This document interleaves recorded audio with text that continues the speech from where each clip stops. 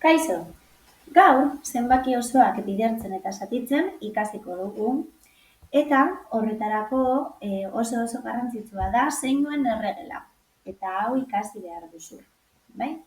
Zeinuen erregela. Orduan, oso horreza da. Bi zenbaki positibo bidertzen ditugunean euren artean, emaitza positiboa izango da, bai? Zenbaki positibo bat, bider negatibo bat egiten badugu, emaitza negatiboa izango da.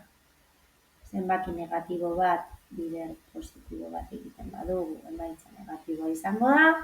Eta zenbaki negatibo bat, bider zenbaki negatibo bat egiten dugunean, emaitza positiboa izango da. Bai?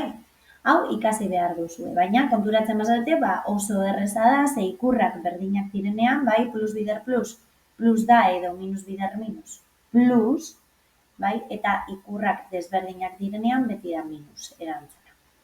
Bai? Orduan hau apuntatu kuadernoan eta ikasi. Orduan hau jakinda, oso errez egingo ditugu ariketa hauek. Bai? Zergaitik, zenbakiak euren artean bidertu edo zatitu egingo ditugu, bai, eragiketak esaten duena, eta ikurrak, hemen zeinuen erregela aplikatuz, jakingo dugu ze ikur jarri. Hau esan behar da, zeinuen erregela hau nik adibidean biderketa batekin jarri dudala, bai, guztiak jarri ditut biderketarekin, baina gauza bera da, plus, zati, plus, berdin, plus, bai, berdin da, zatiketarekin, bale? Zati plus minus eta minus zati minus plus, bai, gauza bera. Bueno, bagoaz ariketa hauek egitera, eta hasten gara. Lehenengoan, plus 10 bider minus 5, bai? Hemen. Beraz, plus bider minus, minus izango da. Eta 10 bider 5,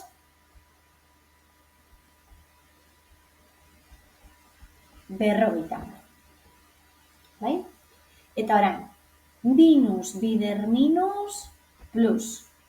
Eta berrogeita 10 bider bi, n. Bai? Ja, badaukagu lehenengoaren erantzuna. Hurrengoa, minus 3 bider plus 6, bai? 3 bider 6, 18, eta minus bider plus, minus.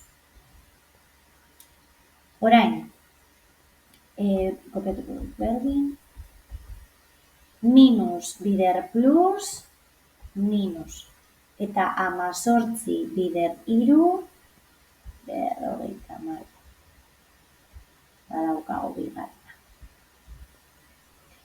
Hemen, zatiketak, plus, zati minus, minus. Eta berrogeita 16 zati 8, zazpi. Bai? Zenbakiak zenbakiekin eta ikurrak zeinuen erregelarekin. Eta azkena, minus zati minus plus. Eta 35 zati zazpi, 5. Ulertuta? Bueno, gustatu bazaizue, eman like eta hurrengora arte.